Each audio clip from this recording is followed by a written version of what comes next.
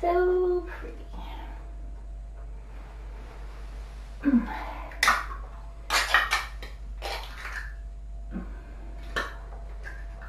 A little tasty breakfast for you.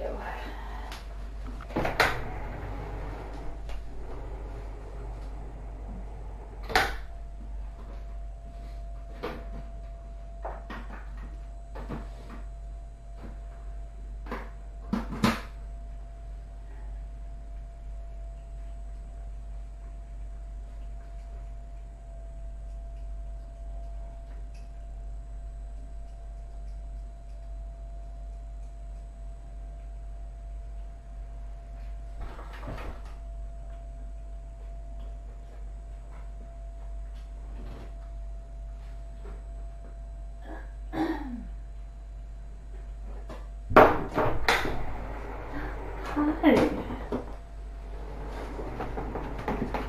Oh, it's all right. This is your, whoops, whoa. I just de-stemmed the cherry. I don't think she likes the cherry anyway. Haven't seen much scratching.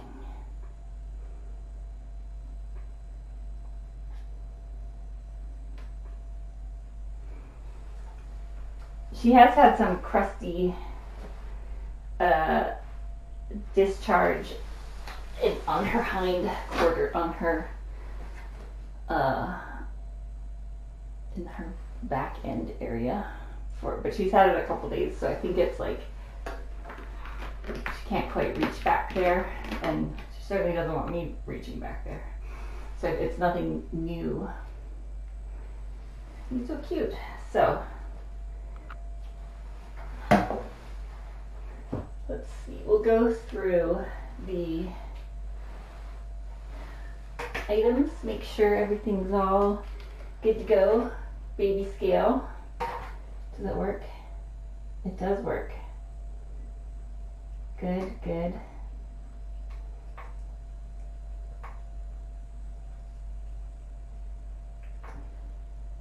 Okay, can't turn it off, but I always grab these and the battery's dead and I'm like, woo!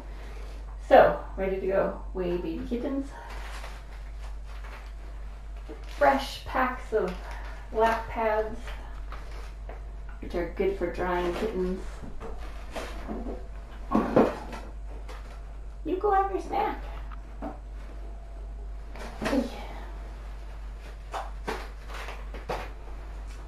And we don't need the blood typing stuff this time.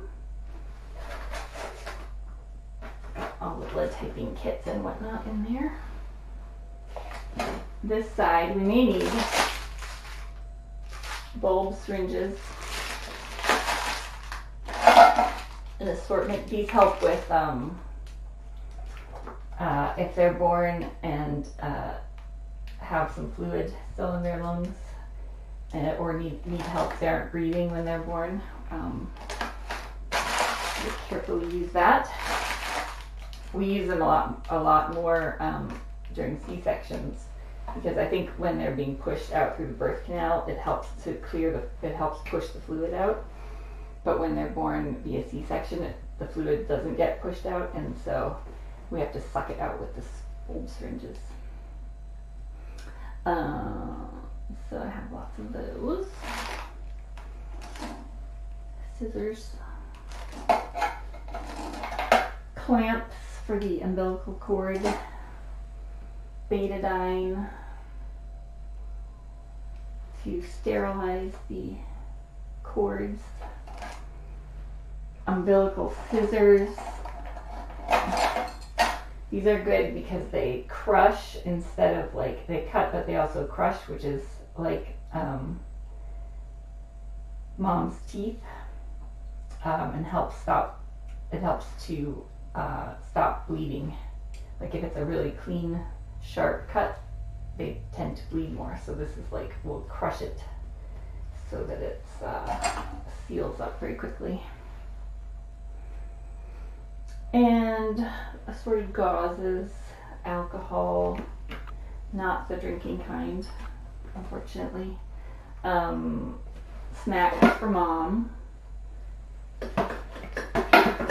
couple bowls, gloves, which I don't often have time to put on, Post-its to write things down because I forget. There's some like Caro syrup, which probably we won't need. That's more for like orphans. Collars, in case we get 5 little panthers. Probably we're only going to get panthers or tabbies.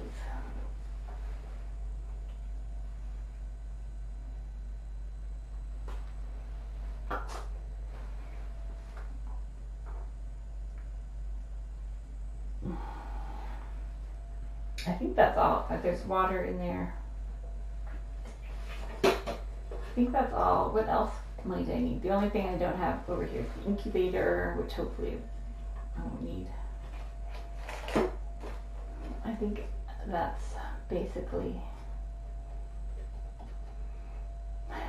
it. There's extra towels and stuff in here, blankets, whatnot. This is the simple version of the stuff that we need.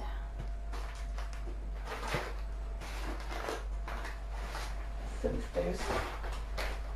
everything seems like it's going to be good.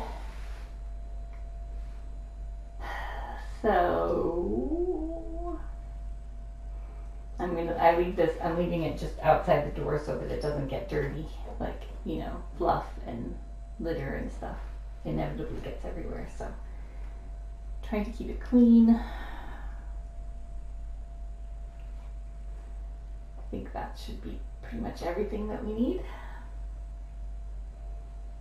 I of course have bottles and formula and tubes and all that stuff too, but I'm hoping that we wouldn't need that stuff. You never know.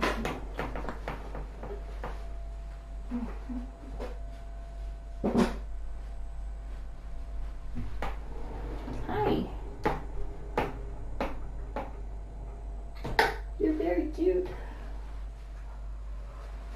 Come here. Oh, so cute. So round. He's so round.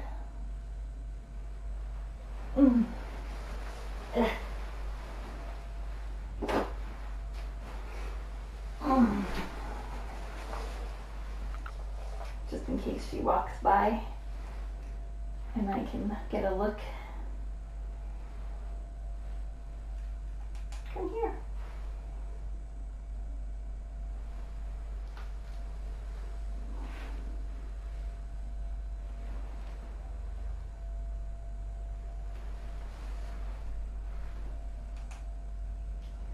I don't see anything obviously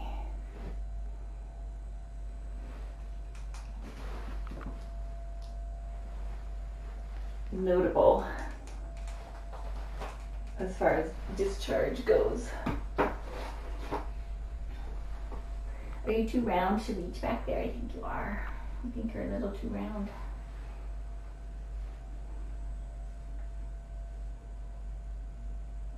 Are you so cute? Are you ready to get this show on the road?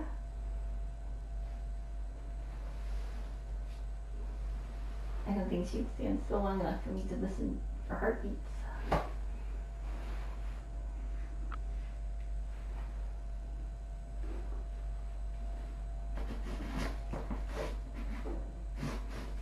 That's one thing I should check for is my stethoscope. I wonder where I could put that. Oh, right here.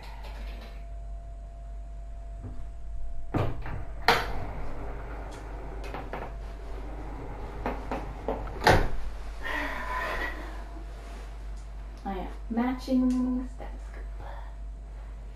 Matches your otter.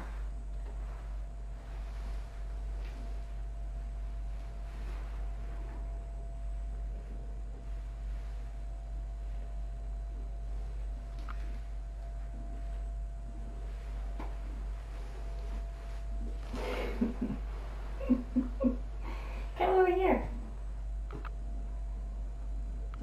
flop. If you flop, maybe I can. Oh, now she's purring. Well, we'll keep that in here in case we need to listen to kittens once they're born.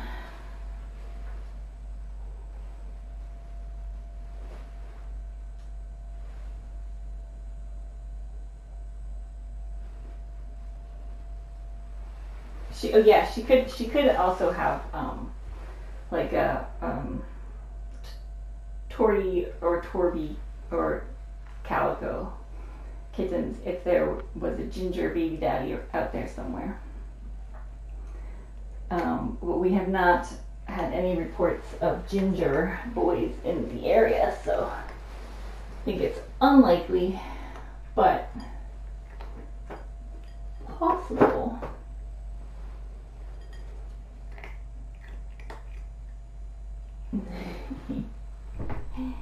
So cute.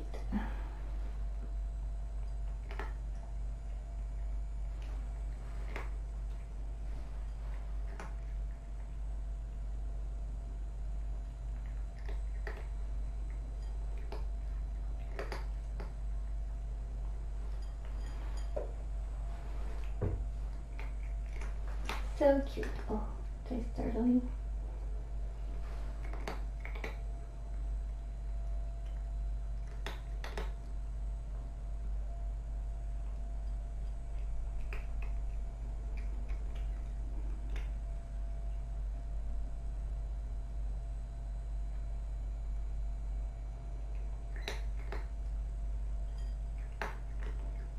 I'm looking for kittens.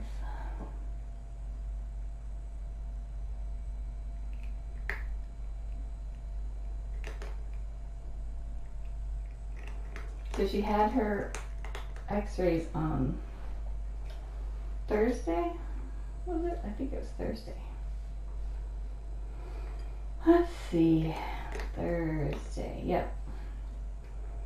So,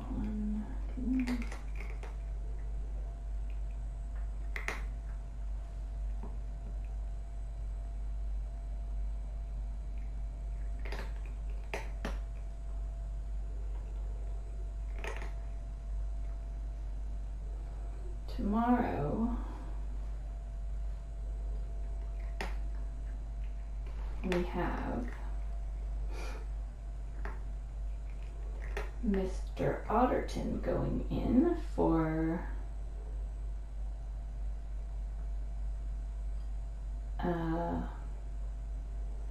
repeat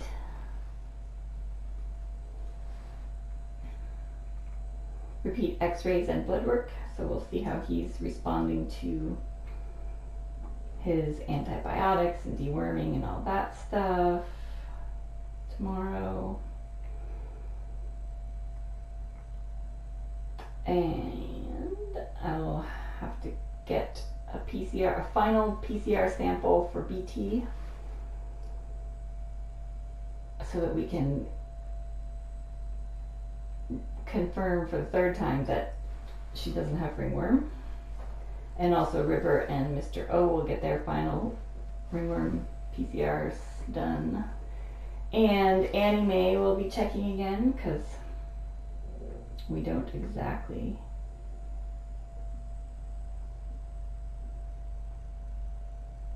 we gave her the lime sulfur dip, which was stressful for all of us, and we're not treating her systemically with the oral meds until we can get a recheck on her blood work just to make sure that all that is improving. So we're sort of, I don't know, we usually, as you know, in fact, we always treat very aggressively when there's ringworm or suspicion of ringworm. Like in River's case, River had one positive test but we think it was just contamination. Like he came in with some spores on his coat. but was never actively infected. And so we were hoping that was the case with Annie Mae, but she did still have some DNA on her at her second test, but it was very like, it wasn't enough to define the species. So, and we don't see any lesions on her or anything like that. So, but it's likely that she has like maybe 1 or 2 infected hairs, or something that's hiding in there. So, and we aren't able to like really get a good look on her because she's so panicky about being held. So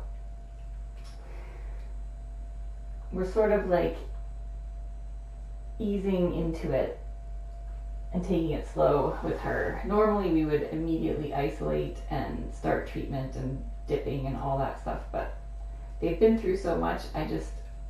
We had to do the one dip to like remove anything that was just on her coat. But because the studies show that the amount of contamination that they're shedding goes down like very significantly after the first dip. So anyway, I wouldn't recommend treating ringworm the way we're doing it with Annie Mae, but we're sort of trying to balance emotional well-being and trauma relief. And then also, because the oral ringworm meds are processed through protein and the liver, she had some of her liver values were a little bit off, so we just want to make sure that her liver is functioning well before we give her meds that need to be processed through her liver. Anyway, so it's a much less aggressive approach than we've ever taken with ringworm. But these cats were all housed together for quite some, like in the same area for quite some time, so they have all been exposed, and the other four were negative, so chances are they have some immunity or antibodies against it, and we're hoping anyway. We're hoping that they aren't going to get it. We're sort of just rolling the dice, but we don't want to put her in a room by herself and do all the stuff because she's been through so much. We just want her to relax, and we're going to take it easy. Good job, you did it. Kind of like when we had Mr. Pickles, Titan, he had all sorts of medical issues, but he also had like a little spot of ringworm, and so we couldn't put him in a foster home because of that, which was sad. But his internal medicine team was not at all worried about it, and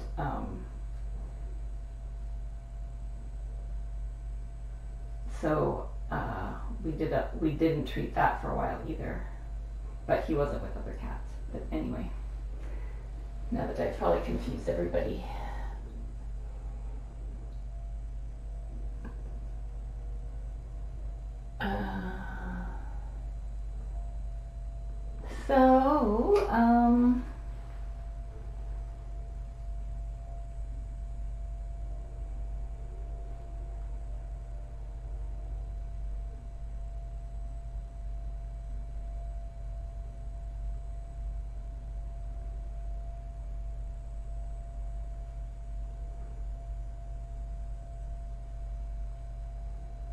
Gwen sent me a video of Dado. Oh, he's got a little bit of discharge there on his right eye.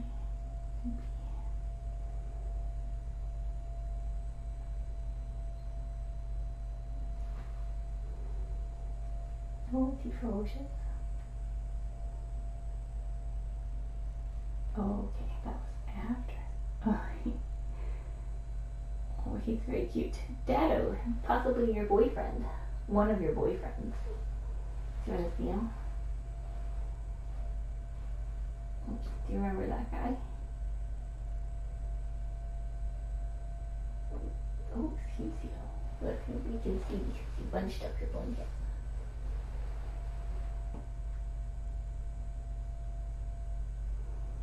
Is that your boyfriend? Hmm.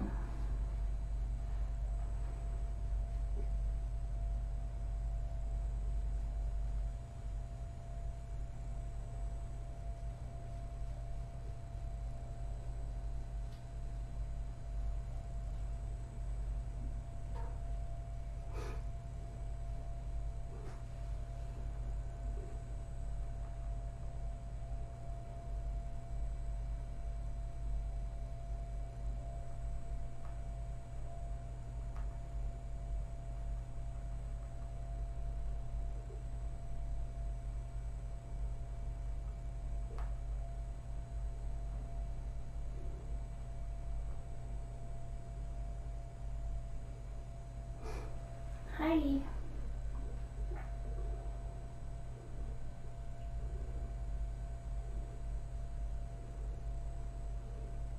We got a kitten over here sticking out. They look pretty quiet at the moment. Are they having a little nap in there?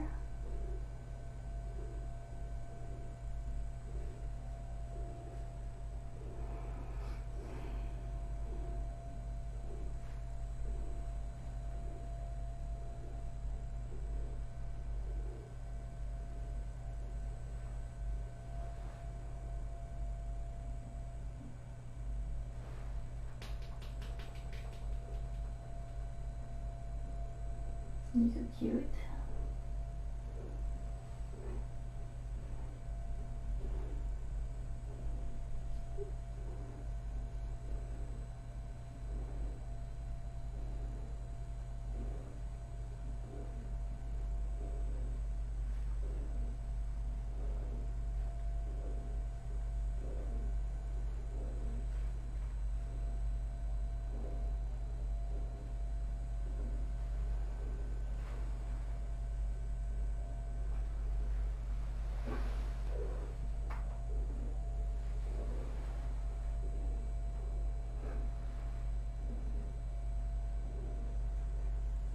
He's so cute.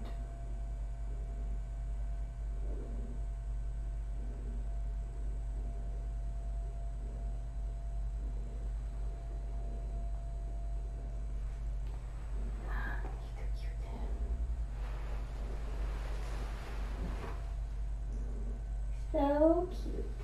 Oh.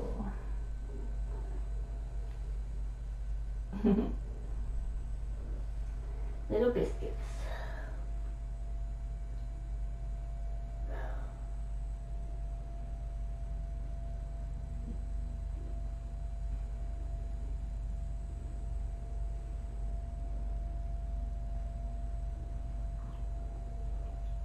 You're so cute.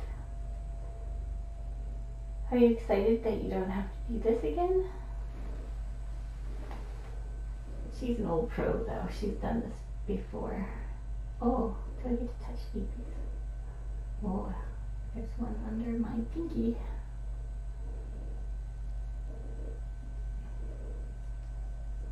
Oh, she never lets me touch her belly.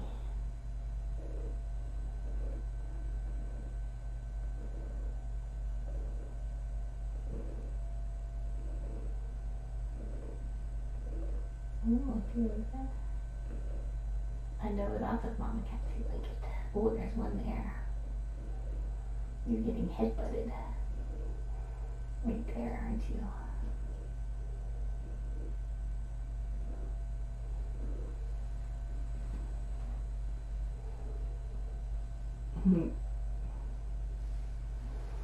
Little biscuits. So cute.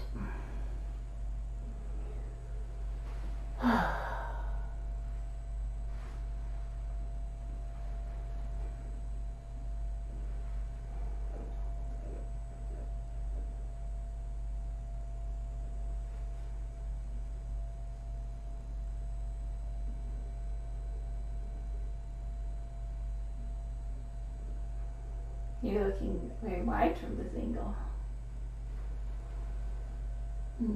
I have a cute video of you to post today.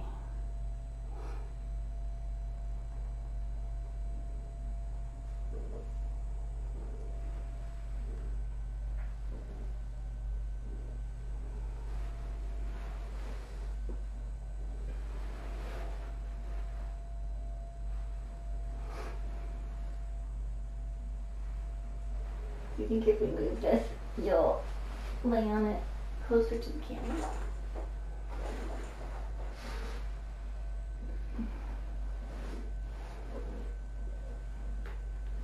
If your otter friend is there, and we put your scratcher friend back here, the way you like it.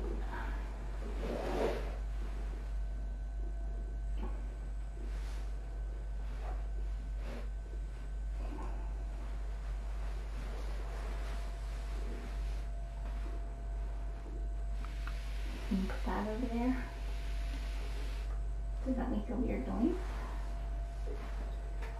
Kitten scale.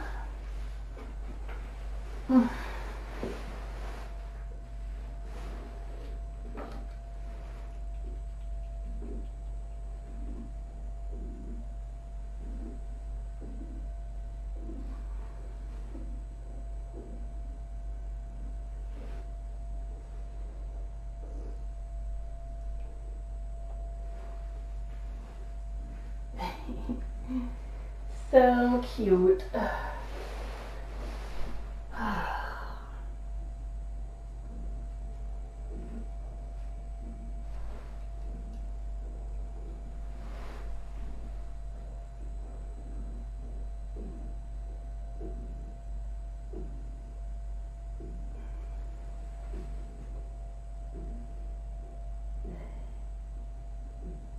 Adorable.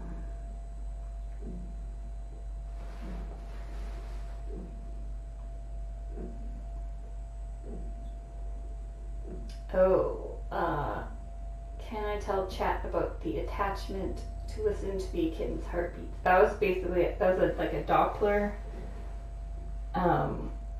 for human babies, basically, just so that you can hear. You put it on with some gel, and then you can hear the heartbeats. I think if you just, I think we got it on Amazon. If you look up like Doppler or baby heartbeat something, it's just like a little, it's basically like a stethoscope with a speaker attached to it, sort of.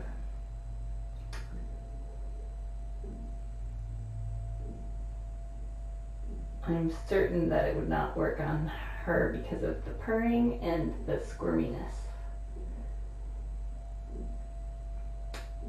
Whereas, I think it was Naya that we listened to, she was definitely not purring.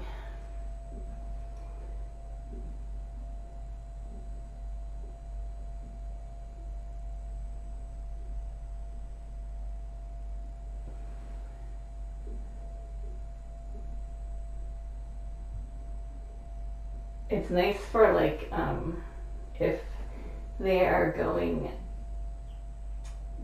like if they look super pregnant and uncomfortable and you think it's time for kittens, then you can monitor the heartbeats. You can use a regular stethoscope also, but the Doppler's kind of cool if other people want to hear it. But it's nice because you can sometimes tell if like the heart rates go down or it starts to get to be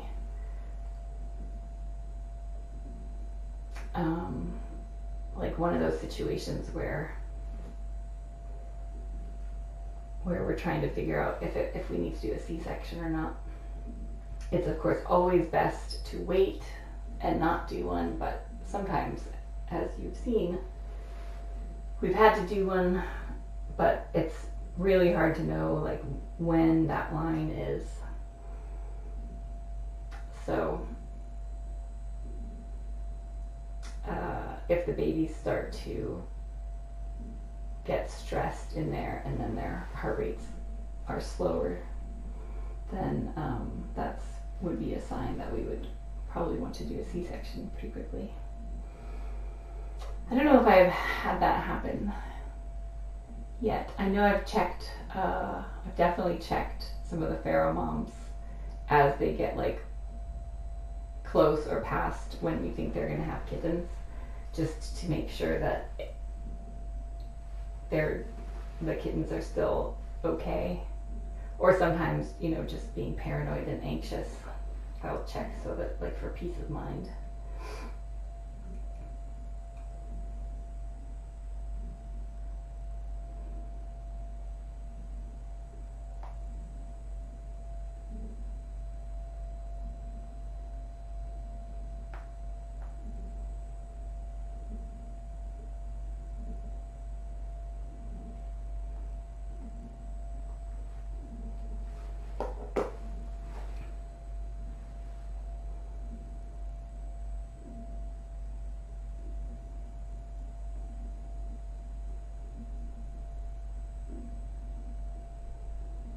You're so pretty with all your black whiskers. She doesn't have really, she has like a few white hairs, but all black whiskers, all black eyebrows, and like no white locket or anything. All panther. She does have some like subtle tabby stripes though, hence her name. Especially on her big stretched out belly. Probably when she's normal postpartum and gets her girlish figure back, she's probably pretty sleek.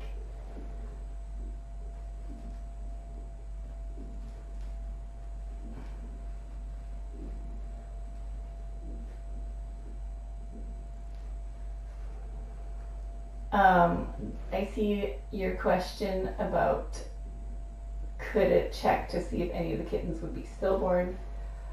I think that would be hard because you would have to be able to have each kitten would have to be like close enough to the surface that you could distinguish between the different kittens and then check each of the hearts individually.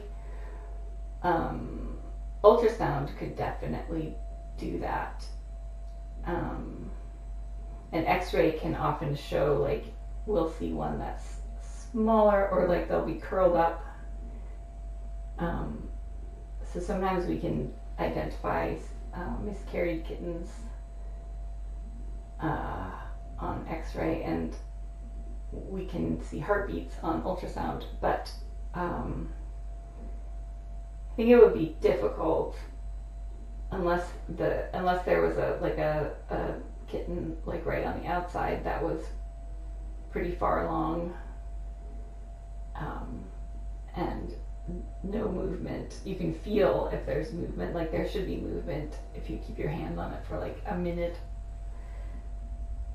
You should be able to feel like even subtle movement, and then you should be able to hear a heartbeat, but they're not often positioned in a way that you can appreciate the full kitten. Like you'll get like part of a body, you know, because they're all kind of intertwined in there sometimes. So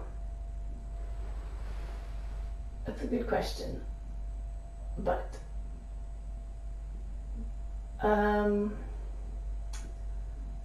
I would subject mama to an x-ray and ultrasound this close to birthing if there was a reason to.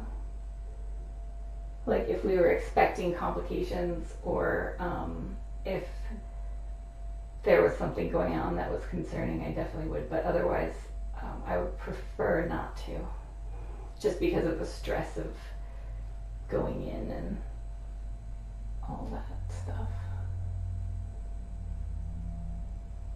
It's nice if we can keep it low stress at this stage. Although if we get like a feral, like Kiwi, we got pretty close to her giving birth, and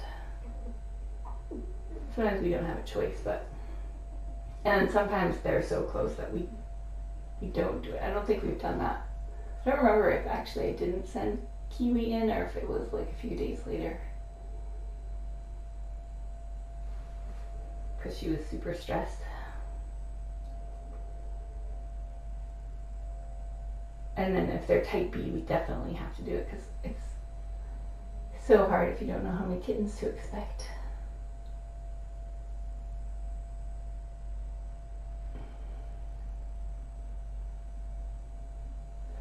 You're so pretty.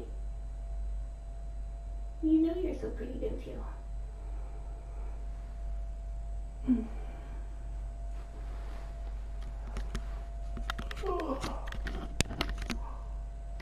So, could happen anytime. So we'll watch throughout the day and see how long she's napping. Hopefully she'll nap there for a while and we can kind of see how comfortable she looks. She definitely seems pretty comfortable for the last few minutes.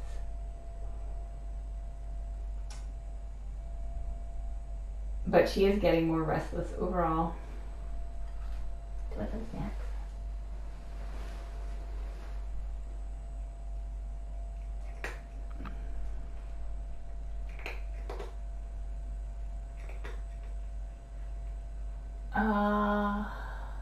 Is this the first time I've been able to sit in on a birth since Consuelo? That's a good question. I feel like we had some friendly ones last year. I'm trying to remember who. I was there for more Kuda and Shiner, but obviously only for the kitten stealing parts. Pomelo.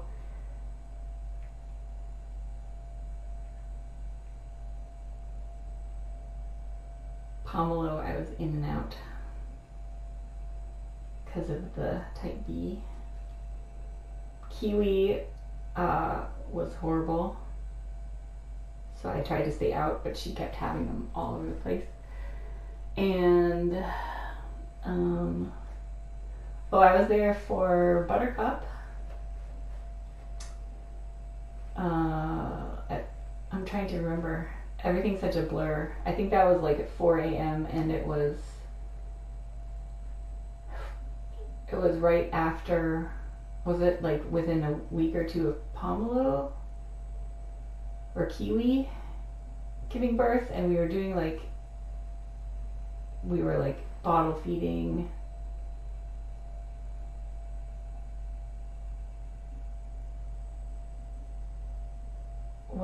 Was Panda here? Panda came to the last day of April, I think. Anyway, I obviously can remember, I have no timeline in my brain, but I know that I helped Buttercup with the first kitten because she was having a tough time getting the first one out, and was all over the room trying to do acrobatics to get him out. And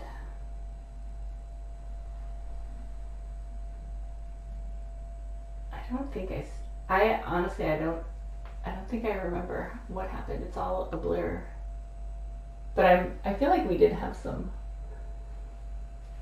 friendly ones. Grace was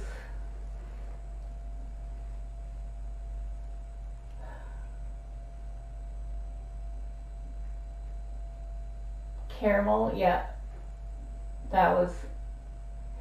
We were there for the birth, but she happened in the car on the way to the emergency vet.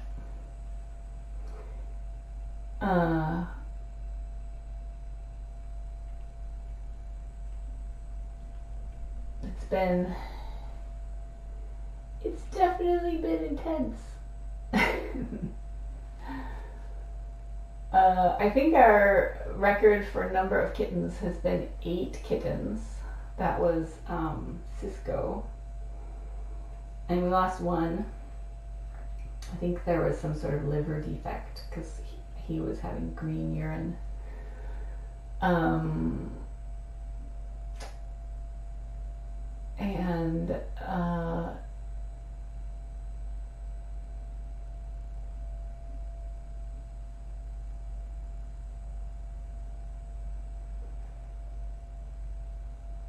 Yeah, there have been a lot. You guys probably remember better than I do. Oh.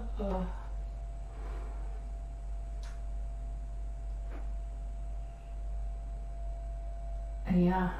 Look how cute she is. She's so cute. What is she looking at? What are you looking at?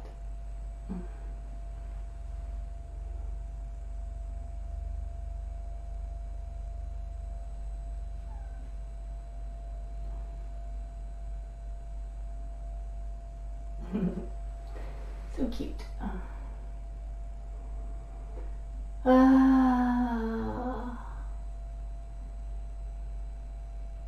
Sahara, yep.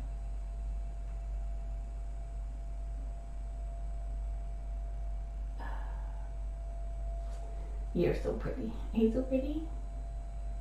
Are you ready for a nap? I'm so pretty.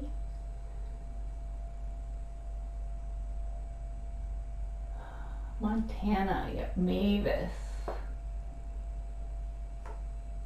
Yeah.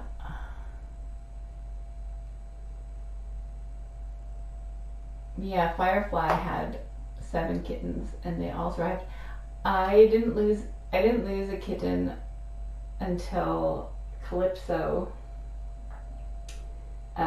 If you remember, Taps was my first stillborn kitten, and he had I didn't know what it was at the time, but it was like a massive umbilical hernia where his intestines were actually in his umbilical cord and not in his body, and so that was not something that was survivable.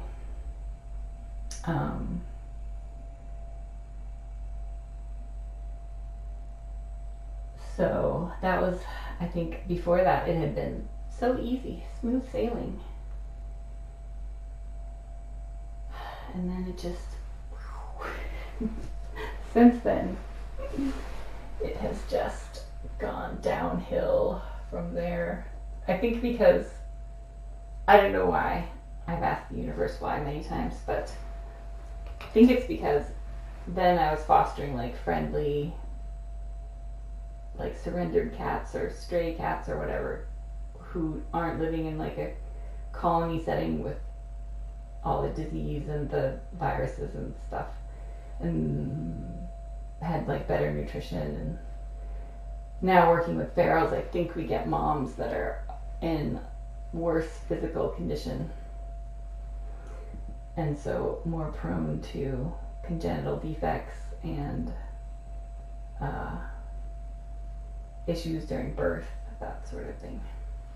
Probably the stress of the moms being in captivity also plays a role. I'm not sure. I'm sure it does. We do our best. We do the best we can.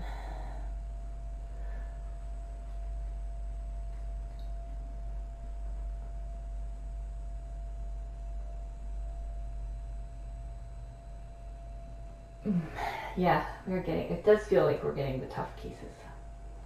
Like so many people just their kittens have kittens, their cats have kittens, and it's fine. And we do get those occasionally. We'll see how it goes. Are you watching my hands? Now we just wait. We just wait. And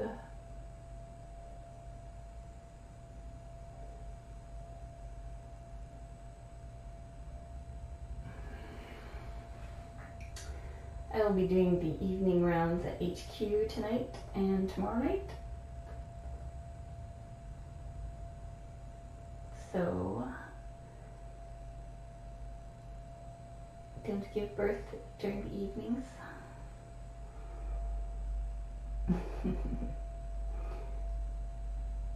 Daytime. Let's go for daytime. And it's nice if she does it like during the week, during the day. That's when we would like to have it happen, just in case we need help. It's hard when it's a weekend or like a late night. The emergency vets are trying so hard, and none of them want to do a C-section in the middle of the night, especially. So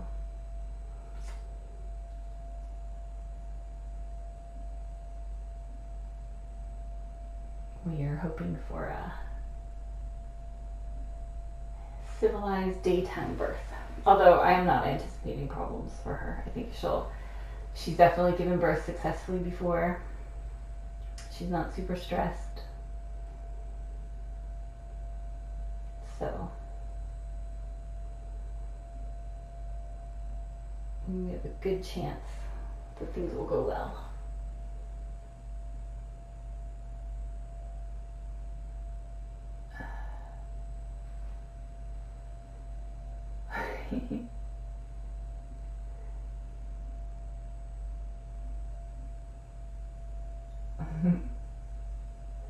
We have had a couple of civilized daytime births.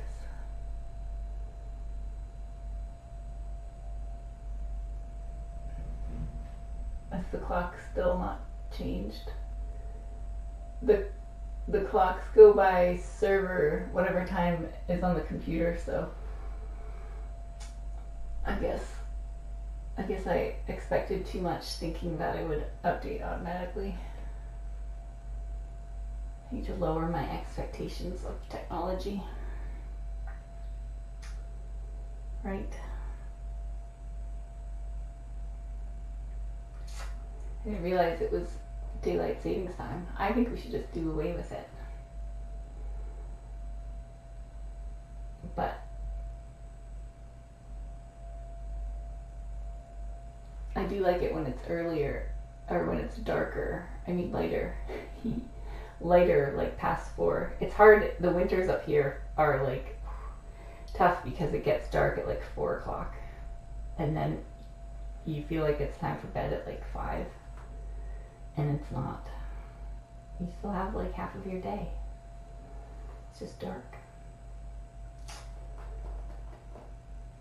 But in the summers, it stays late till like 9:30 sometimes. That's nice.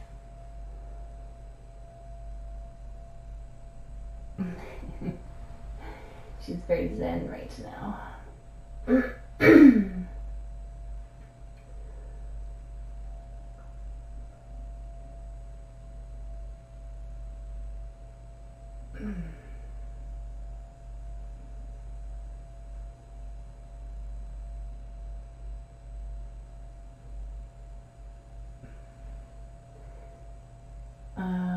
I see a question. Why would a cat need a C-section? We've had quite a few C-sections, I feel like. Sometimes there's something called dystocia, where their bodies aren't producing contractions either at all or strong enough contractions to push a kitten out. And that becomes an emergency very quickly. So that's what happened with Stella, and who else? I was worried about someone, Shiner. I think I was worried about Shiner taking forever, but she did it. She did okay. We've had that happen a couple of times. Cleo had that. She also had interrupted labor.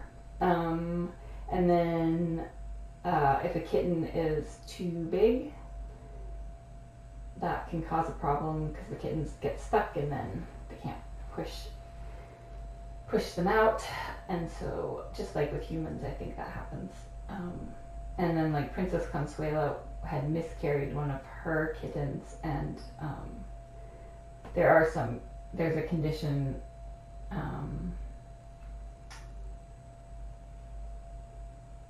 that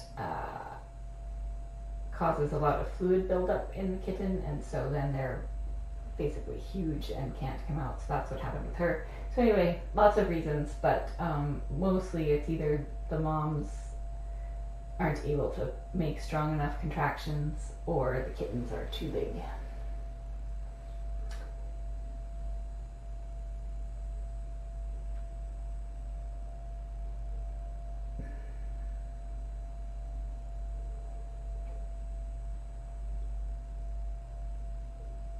And anytime the kittens are, once the kittens are ready to come out, they need to come out like within a certain period of time, or they'll go into distress and die. And then if they're still inside, then that will cause infection and the mom will die too. So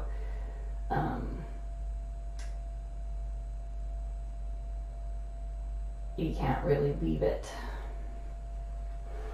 The longer you wait, like it's always hard to know. Like we don't do C-sections unless it's like absolutely necessary, because it's super. It's a hard start for the kittens because they're getting the anesthesia, so they often come out not breathing with like no heartbeat, or like just a little heartbeat. So then we have to revive the kittens, and then mom has the kittens nursing all around her incision, and it's not comfortable, it's stressful, but sometimes you have to do it. So we only do it as an option of last resort, but it is good to have the option, because otherwise it can be very bad.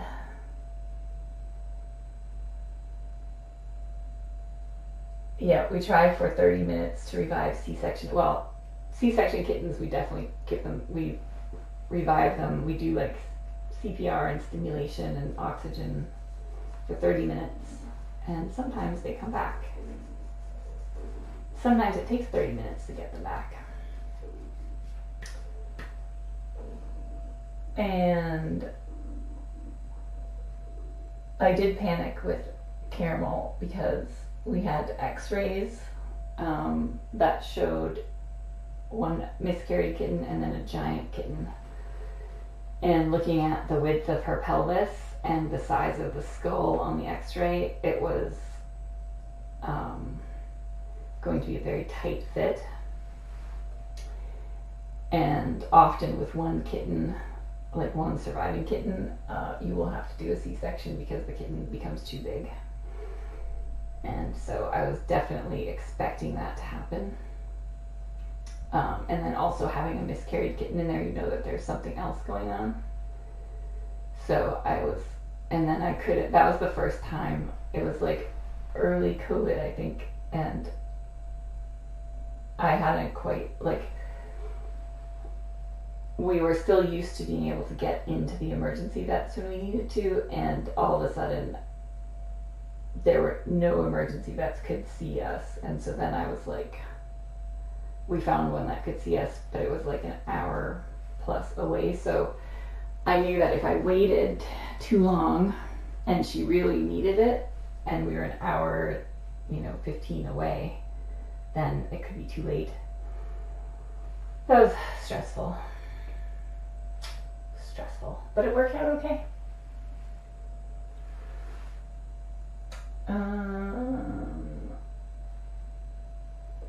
It was Kiwi that had kittens everywhere. You're so pretty. She's just purring at me. It's very cute.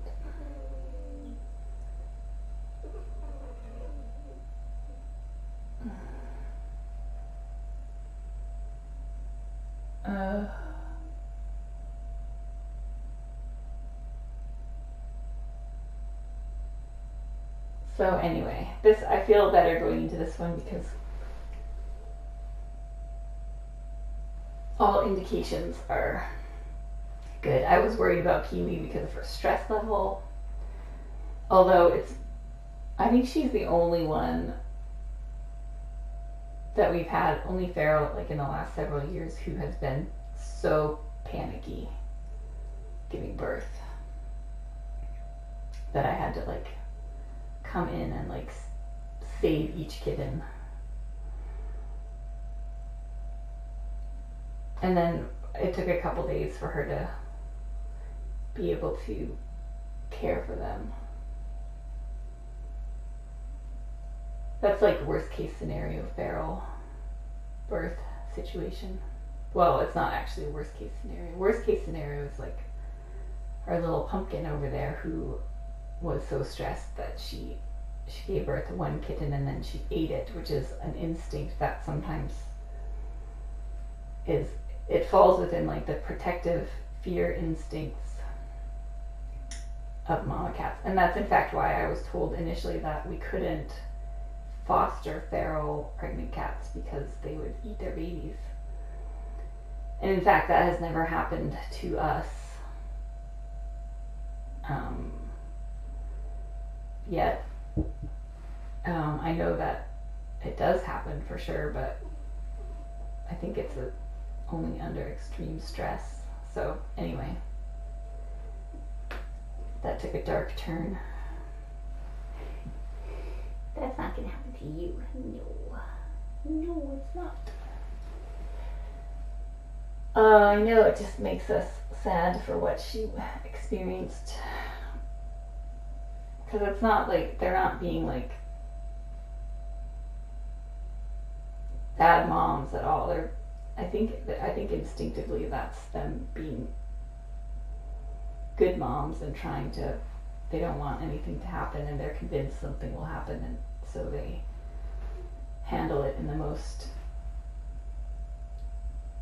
I don't know. It's what their instincts tell them to do. So when they're under extreme stress, so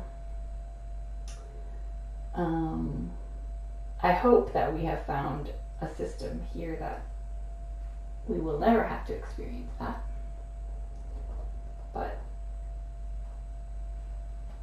you never know. We try very hard to prevent it, and so far it's been all right.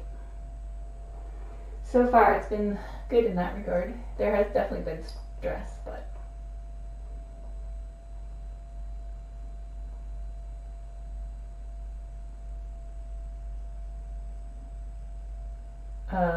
Ramona, I think Ramona gave birth to 5 kittens, didn't she? And then we lost at least 2 of them.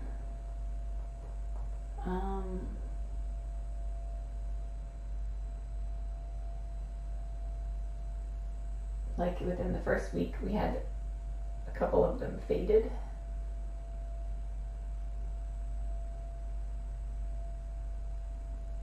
Yeah, I think it's gonna be fine.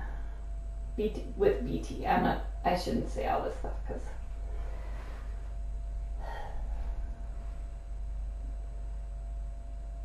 I know you guys have seen all the things. Most of you, yeah, Quimby and Little Prince.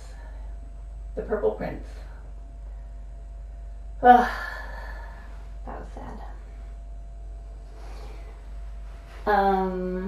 Yeah, I'm not concerned about BT. I think we're gonna have an okay one, hopefully. So anyway, oh,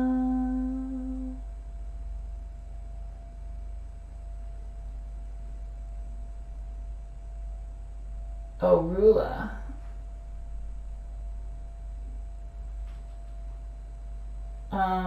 Yeah, Rula only gave birth to 3, didn't she? And then the Panthers both died also within like a week. And so it was just Nikia that was left.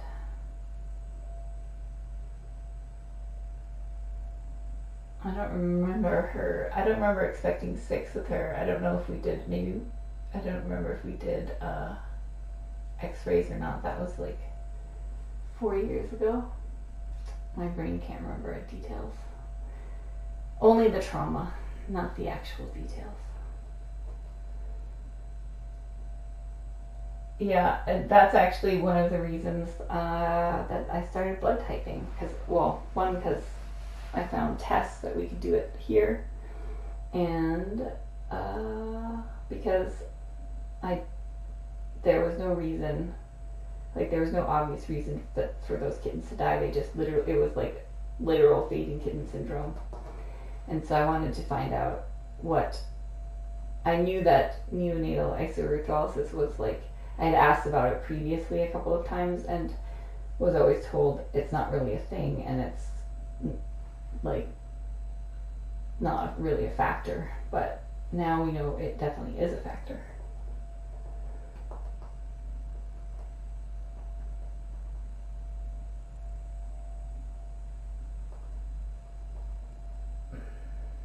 I do suspect that may have been what happened with Eveline.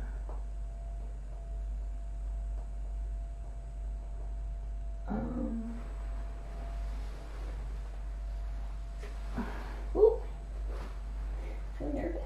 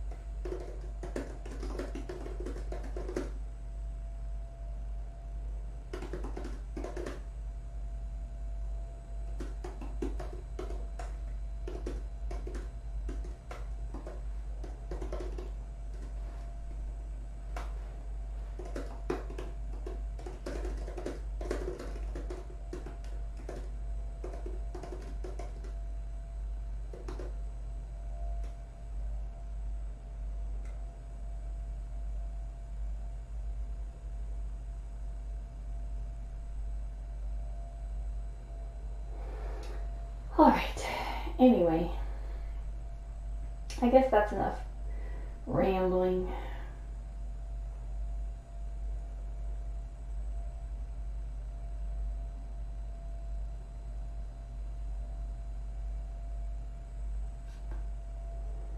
I guess I should do things.